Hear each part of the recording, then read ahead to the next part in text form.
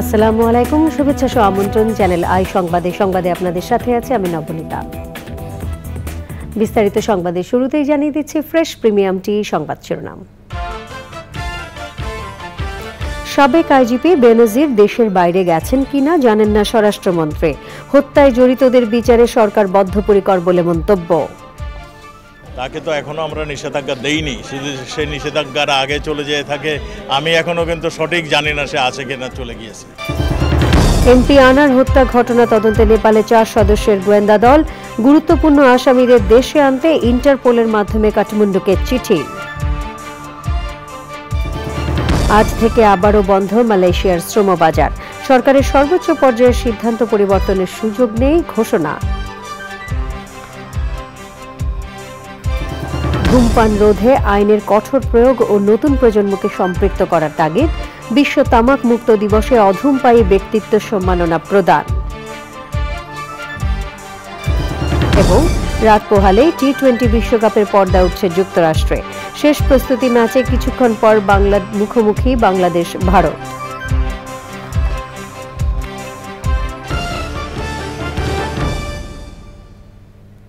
এছাড়াও নিটল টাটা বিশেষ সংবাদে থাকছে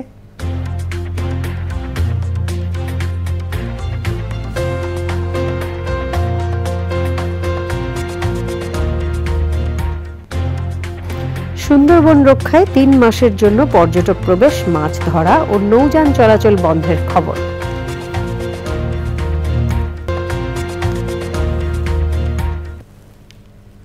সংবাদ শিরোনামগুলো জানাচ্ছিলাম। এখনকার সংবাদ আয়োজন একই সঙ্গে চ্যানেল আইয়ের ইউটিউব চ্যানেল এবং চ্যানেল আইয়ের ওটিটি প্ল্যাটফর্ম আই স্ক্রিনে লাইভ স্ট্রিমিং হচ্ছে। যাচ্ছে পুরো সংবাদে। স্বরাষ্ট্রমন্ত্রী আসাদুজ্জামান খান বলেছেন, সাবেক আইজিপি বেনজির আহমেদকে কোনো নিষেধাজ্ঞা দেওয়া হয়নি, তবে তিনি দেশের বাইরে গেছেন কিনা সেটিও জানা নেই। তিনি জানিয়েছেন, যদি কেউ অনিয়ম করে থাকে আইন অনুযায়ী বিচার করা হবে। নাজিব বেগ জানাচ্ছেন, দুর্নীতির অভিযোগ সামনে আসার পর পুলিশের সাবেক আইজি বেনজির আহমেদ দেশের বাইরে চলে গেছেন কিনা তা নিয়ে তৈরি হয়েছে ধূম্রজাল। সরকারের পক্ষ থেকে বলা হচ্ছে বিষয়টি তাদের জানা নেই। ঢাকা বিশ্ববিদ্যালয়ের ছাত্র শিক্ষক কেন্দ্রে ছাত্রলীগের এক অনুষ্ঠান শেষে স্বরাষ্ট্রমন্ত্রী জানালেন, এ বিষয়ে তিনি নিজেও অবগত নন। বেনজির আহমেদের কারণে পুলিশের ভাবমূর্তি নষ্ট হচ্ছে কিনা জবাব দেন এমন প্রশ্নের। তাকে তো এখনো আমরা নিষেধাজ্ঞা দেইনি, সে নিষেধাজ্ঞার আগে চলে যেয়ে থাকে।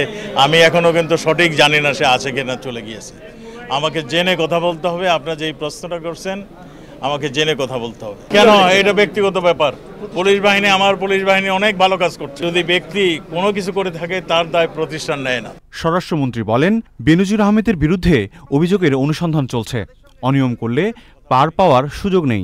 যদি কেউ অন্যায় করে থাকেন, অন্যায়ভাবে ধন সম্পদ লুণ্ঠন কক্ষিগত করে থাকেন, আমাদের দেশে সেই অনুযায়ী তার বিধান রয়েছে বিচার করে, এবং সেই অনুযায়ী তার বিচার হবে। সেখানে আমাদের কিছু বলার নেই। তদন্তর পরে এগুলি জানা যাবে তিনি দোষী না নির্দোষী, না কিংবা কত পরিমাণ অর্থ বানিয়েছেন, কর ফাঁকি দিয়েছেন, কিংবা সম্পদ বানিয়ে তার তথ্য দেন নেই। এগুলো আমাদের যে ডিপার্টমেন্ট তার অনুসন্ধান করতেছে।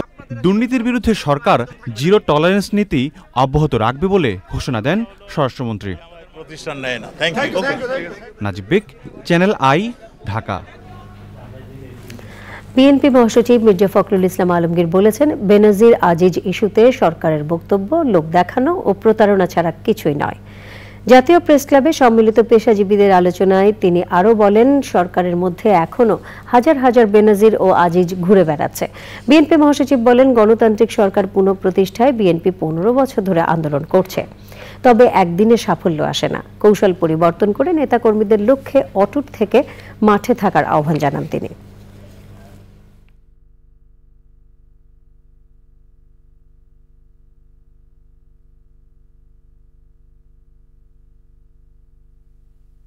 আমার প্রশ্ন যে সে কিভাবে গেল? এই যে আপনার তারা বেনজিরকে বললো যে তার সম্পত্তি আমরা ক্রোক করছি, আদালত থেকে বলালো, তাকে মামলা করেছে, দুদক থেকে মামলা করেছে, সে তাকে কোথাও যেতে দেওয়া হবে না, এসব কথা বলা হলো।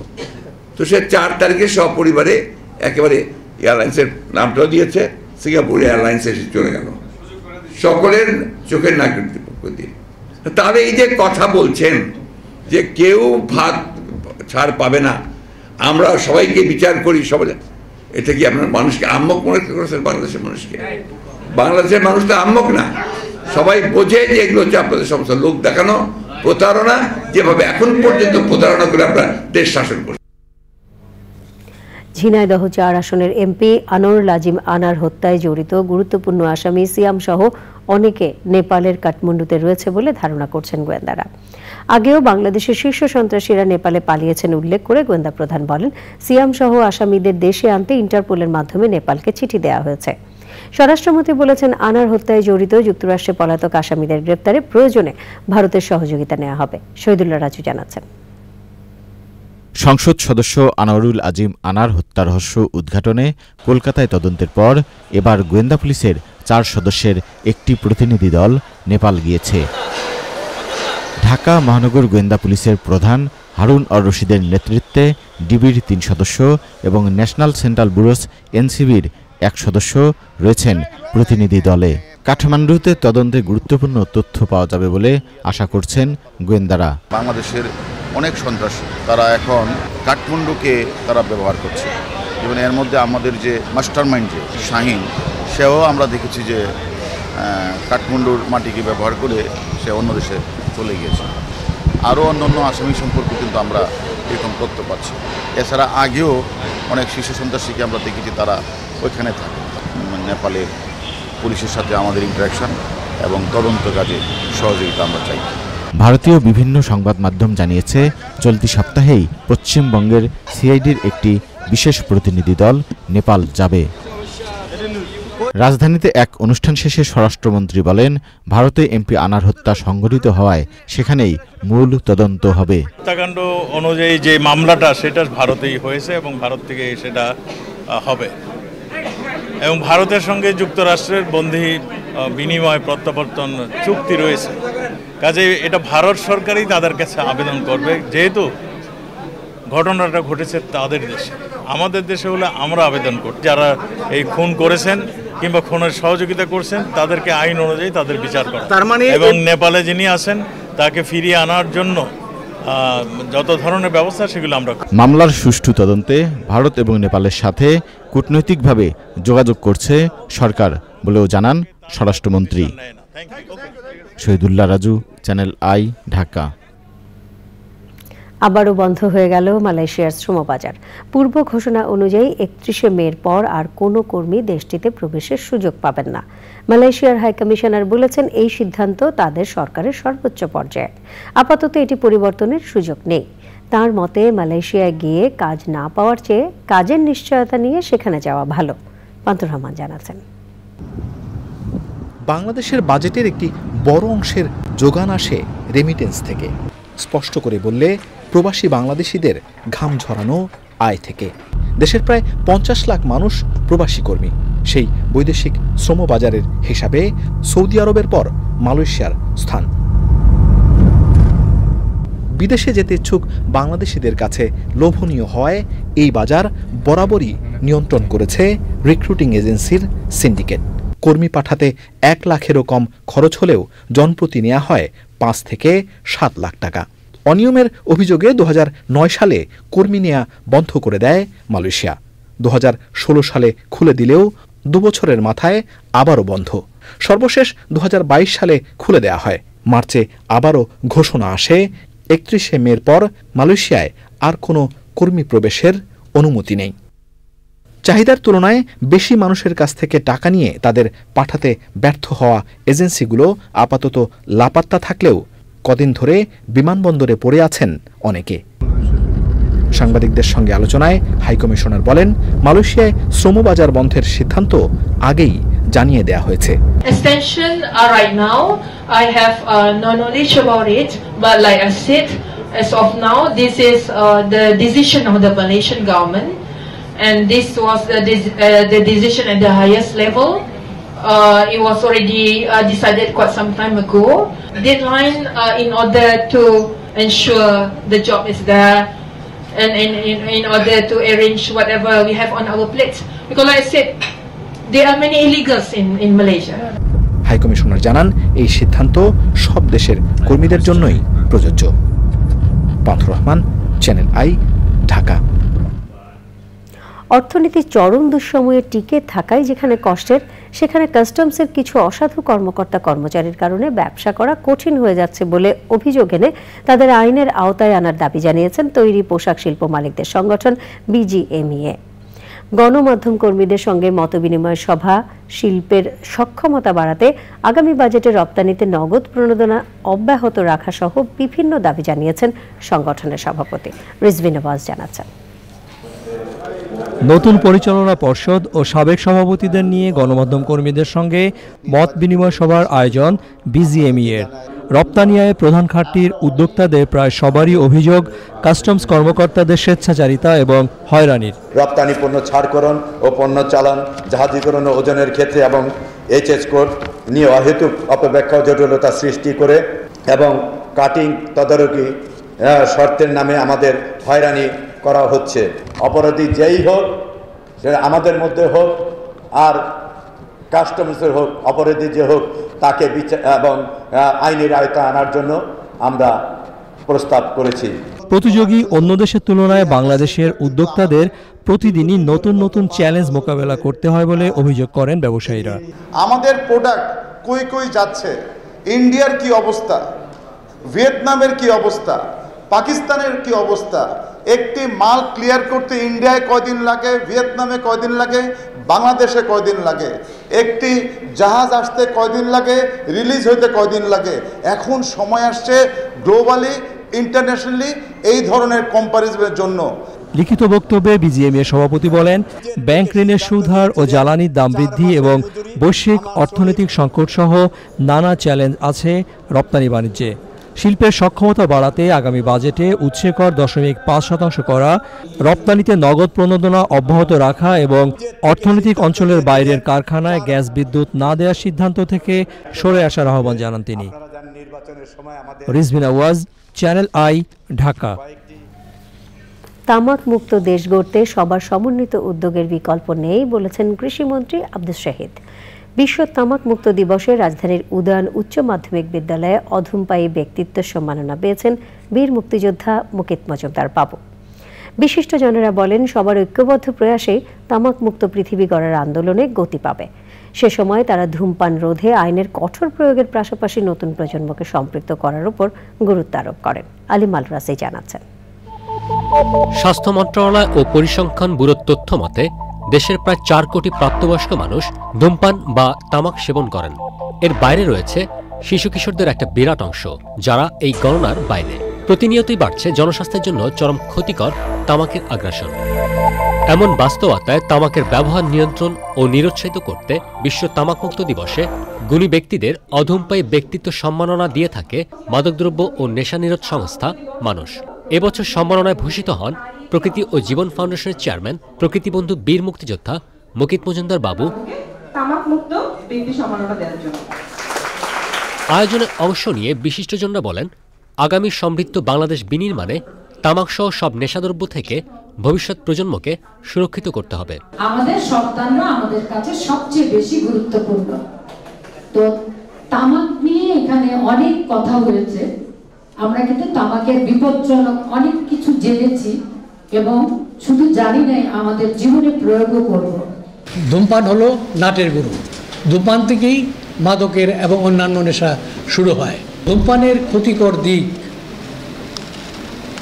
ক্ষতিকর দিক নিয়ে এদেশে আলোচনা প্রথম পর্যায়ে সংগঠনের মধ্যে আমরাই ছিলাম।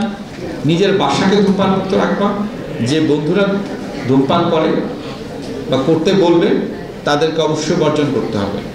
দেশ জুড়ে তামাক বিরোধী আন্দোলন ছড়িয়ে দিতে কোম্পানিগুলোর বিরুদ্ধে ব্যবস্থা নেওয়ার পাশাপাশি শিক্ষার্থীদের সম্পৃক্ত করার আহ্বান জানান বিশিষ্টজনরা। আমাদের জন্য একটা খুব অশনি সংকেত যে শিশুদের মধ্যে এখন এই ধূমপানটা শুরু হয়ে যাচ্ছে। তারা পৃথিবীতে এখন যেভাবে ধূমপায়ীরা ধূমপান করছে, তাতে দেখা যায় যে 2030 সালে পৃথিবীতে 17,50,00,000 লোক মারা যাবে। তামাক কোম্পানিগুলো কিন্তু গাছ লাগানোর প্রোগ্রামও করে। একদিকে তারা তামাক সেবন করাচ্ছে, ওদিকে আবার গাছও লাগাচ্ছে, মানে অনেক ভালো কাজ করছে তারা এটা বোঝানোর জন্য। কিন্তু এখন ব্যাপারটি অনেকটা গাছের গোড়া কেটে আগায় পানি দেওয়া। এই ক্ষতি আমরা যদি বন্ধ করতে চাই এবং সচেতনতা বৃদ্ধি করতে, তাহলে কিন্তু আমাদের সোচ্চার হতে হবে।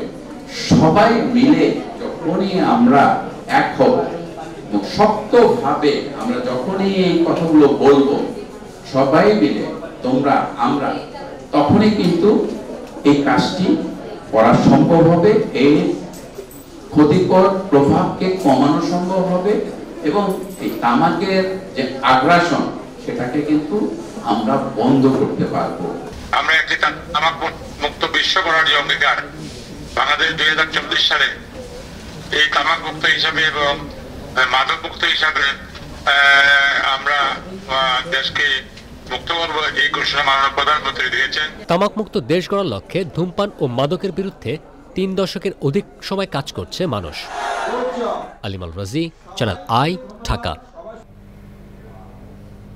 এবারে প্রাক বাজেট 2024-2025।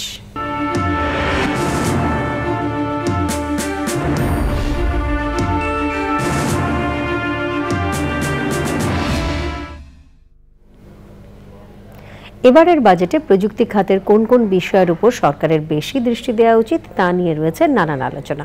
তবে সব আলোচনার কেন্দ্রবিন্দু হয়ে উঠেছে তথ্য প্রযুক্তি খাতে কর অব্যাহতি বহাল থাকবে কিনা সেই প্রসঙ্গ। সংশ্লিষ্টরা বলছেন, কর অব্যাহতি সুবিধা বহাল রাখার পাশাপাশি আর্টিফিশিয়াল ইন্টেলিজেন্সের ব্যবহার ও স্টার্টআপ ফান্ড বাড়ানো, মেধাস্বত্ব সংরক্ষণ, ইন্টারনেট সুবিধা সহজীকরণের বিষয়গুলো বিবেচনায় রাখা উচিত। মিথিলা নাজনীন জানাচ্ছেন। ডিজিটাল থেকে স্মার্ট বাংলাদেশ বিনির্মাণে 2011 সাল থেকে তথ্য প্রযুক্তি খাতের 27টি সেবায় কর অব্যাহতি সুবিধা দিয়ে আসছে সরকার। 2024-25 অর্থ বছরের বাজেটে 13 বছর ধরে চলা কর ছাড়ের সুবিধা শেষ হচ্ছে কিনা এ নিয়ে দোলাচল রয়েছে। যদিও সাম্প্রতিক সময়ে সরকারের নীতি নির্ধারক পর্যায় থেকে বলা হয়েছে আসন্ন বাজেটে হয়তো কর অব্যাহতি থাকতে পারে, তবে কবে থেকে কর ধার্য হবে সুনির্দিষ্টভাবে সে ঘোষণা আসতে পারে।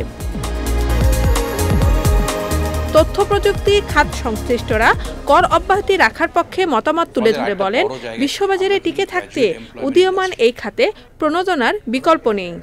চাহিদা অনুযায়ী পলিসির পরিবর্তন এবং নির্দিষ্ট কাঠামোর মাধ্যমে দূরদর্শী পরিকল্পনা সহ সার্বিক বিষয়ের প্রতিচ্ছবি আগামী বাজেটে আসতে পারে বলে মনে করেন সংশ্লিষ্টরা। আমরা দেখতে চাই যে এই কর অব্যাহতির মেয়াদটা আমাদেরকে যেন অ্যাটলিস্ট 2031 পর্যন্ত বলবৎ রাখা হয়। খরচটা বেড়ে গেলে তখন দেখা যাবে যে প্রত্যেকটা জায়গায় খরচ বেড়ে যাচ্ছে। আবার অন্যদিকে এই খরচটা বেড়ে যাওয়া মানে হচ্ছে আমরা যখন রপ্তানিতে যাই তখন আমাদের যে প্রতিযোগিতা করি যাদের সাথে, ভিয়েতনাম বলি বা ফিলিপিন বলি, এমনকি ইন্ডিয়া বলি, ওখানে কিন্তু ওরা বিভিন্ন রকমের সুবিধা পাচ্ছে। সো ওদের সাথে আমাদের দাম বেড়ে গেলে আমাদের ওই চ্যালেঞ্জেও পড়তে হবে। Incubation centre, software technology park সহ আইসিটি খাতের যেসব জায়গায় বিদেশি বিনিয়োগ বাড়ানো যায় সেদিকে সরকার আরও বেশি মনোযোগী বললেন নীতি নির্ধারকরা। ইনফ্রাস্ট্রাকচার আমরা করে ফেলছি, এখন ইনফ্রাস্ট্রাকচারকে কাজে লাগানোর জন্য যাদের আসা দরকার সেই ইনভেস্টর তারাও কিন্তু আসছে আস্তে আস্তে।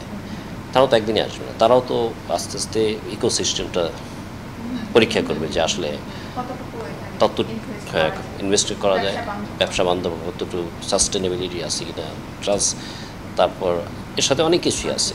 আপনি যদি বলেন যে শুধু আইসিটি, তাও তো না, যদি গ্যাস, পানি, বিদ্যুৎ সহ পরিবহন নানা কিছু আপনি চিন্তা করেন, লজিস্টিক চিন্তা করেন, পলিসি চিন্তা করেন, ট্যাক্স চিন্তা করেন, এমন কিছু নাই যে কোনোটাকে আপনি বাদ দিতে পারবেন না। প্রযুক্তি ব্যবহার করে ঘরে বসে ফ্রিল্যান্সিং এর মাধ্যমে বৈদেশিক মুদ্রা আয় করা তরুণ যুবকদের মন্ত্রণালয়ের পক্ষ থেকে নানান সুবিধা সম্বলিত যে স্মার্ট কার্ড দেয়া হয়েছে তার গতিশীলতা বাড়ানো হবে বলে সংশ্লিষ্টদের প্রত্যাশা। তথ্য প্রযুক্তি খাতে কর রাখা হোক কিংবা না রাখা হোক, ক্রমেই বিকাশমান এই খাতটি যেন সার্বিকভাবে আরও জনবান্ধব এবং কল্যাণমুখী হয়ে ওঠে সেই বিষয়টিকেই বিবেচনার আহ্বান সংশ্লিষ্টদের। Mithila Naznin, channel I, Dhaka. এবারে নিউ কেয়ার T20 world cup cricket update.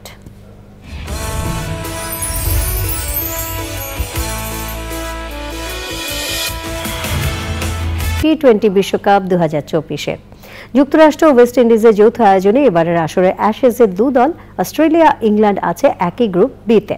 সঙ্গী হিসেবে তারা পেয়েছে সহজ প্রতিপক্ষ নামিবিয়া, স্কটল্যান্ড এবং ওমানকে। সুপার 8-এর পথে ইংলিশ অজিরা এগিয়ে থাকলেও ফরম্যাটটা যখন টি-20-র তখন গ্রুপের ডার্ক হর্স স্কটল্যান্ড কিংবা আন্ডারডগ নামিবিয়া ঘটাতে পারে অঘটন। বিশ্বকাপের গ্রুপ পর্বের ধারাবাহিক প্রতিবেদনে আজ বি গ্রুপ নিয়ে জানাচ্ছেন আদিল আহমেদ চান। 2007 থেকে শুরু হওয়া টি-20 বিশ্বকাপের যে কোনো আসরের চেয়ে সবচেয়ে বড় এবারের আসর। প্রথমবারের মতো খেলছে 20টি দল। মোট 55টি ম্যাচ হবে প্রথমবারের মতো আয়োজক যুক্তরাষ্ট্র এবং সহ আয়োজক ওয়েস্ট ইন্ডিজের। 2022 সাল পর্যন্ত 8 আসর মিলিয়ে সঙ্গীত শিল্পী সাবিনা ইয়াসমিন, তিনি সিঙ্গাপুর জেনারেল হাসপাতালে চিকিৎসাধীন ছিলেন। চ্যানেল আইয়ের মাধ্যমে সাবিনা ইয়াসমিন তাঁর চিকিৎসাকালীন সময়ে সার্বিক সহযোগিতা এবং দোয়ার জন্য প্রধানমন্ত্রী শেখ হাসিনা ও দেশবাসীর কাছে কৃতজ্ঞতা প্রকাশ করেছেন। চিকিৎসকরা তাঁকে সম্পূর্ণ বিশ্রামে থাকতে বলেছেন। ভক্ত অনুরাগীদের আপাতত যোগাযোগ না করার জন্য অনুরোধ জানিয়েছেন বরেণ্য শিল্পী সাবিনা ইয়াসমিন।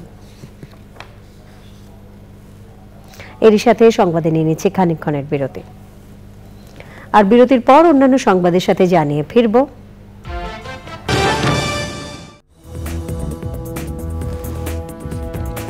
বিরতির পর আমন্ত্রণ আরও একবার। ভারতের লোকসভা নির্বাচনে সপ্তম ধাপ ও শেষ দফায় ভোট গ্রহণ হয়েছে। শেষ দফার ভোটে বেশ কিছু জায়গায় হামলা ও মারধরের ঘটনা ঘটেছে, তবে ভোটার উপস্থিতি 50%-এরও বেশি ছিল। সকাল 7টায় ভোট গ্রহণ শুরু হয়ে চলে সন্ধ্যা 6টা পর্যন্ত। শেষ দফায় ভোট হয়েছে দেশটির 8টি রাজ্য ও কেন্দ্রশাসিত অঞ্চলের 57টি লোকসভা আসনে। এর মধ্যে রয়েছে বিহারের 8টি, হিমাচল প্রদেশের 4টি, ঝাড়খণ্ডের 3টি, উড়িষ্যার 6টি, পাঞ্জাবের 13টি, উত্তরপ্রদেশের 13টি এবং পশ্চিমবঙ্গের 9টি ও চণ্ডীগড়ের 1টি আসন। নির্বাচনে তৃতীয় দফায় ক্ষমতায় আসতে আশাবাদী কেন্দ্রের ক্ষমতাসীন দল বিজেপি, তবে এবারের নির্বাচনে ঘুরে দাঁড়ানোর চেষ্টা করছে কংগ্রেস জোট। আই স্ক্রিন সাংস্কৃতিক সংবাদ।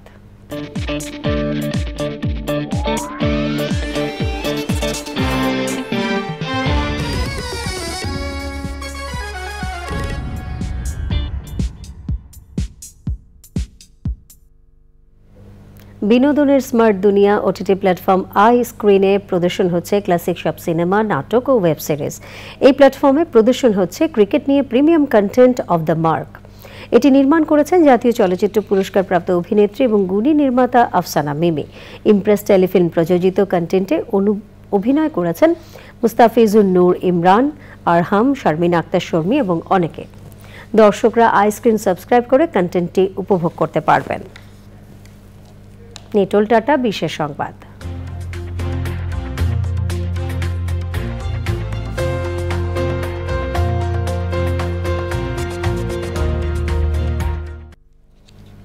সুন্দরবনের নদী ও খালে মাছ ও বন্যপ্রাণীর বিচরণ ও প্রজনন কার্যক্রমের সুরক্ষায় 31শে আগস্ট পর্যন্ত টানা 3 মাসের জন্য বন্ধ হল সুন্দরবনের দুয়ার।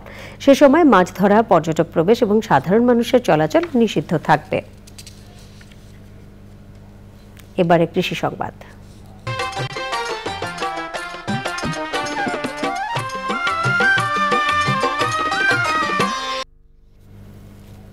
দিনাজপুরে দেশীয় পাবদা মাছ চাষ করে সাফল্য পেয়েছেন মৎস্য উদ্যোক্তা শাকেরা তুহিন। খরচ কম এবং লাভ বেশি হওয়ায় এই অঞ্চলের অনেকেই পাবদা চাষে আগ্রহী হয়েছেন। এবারে প্রকৃতি সংবাদ।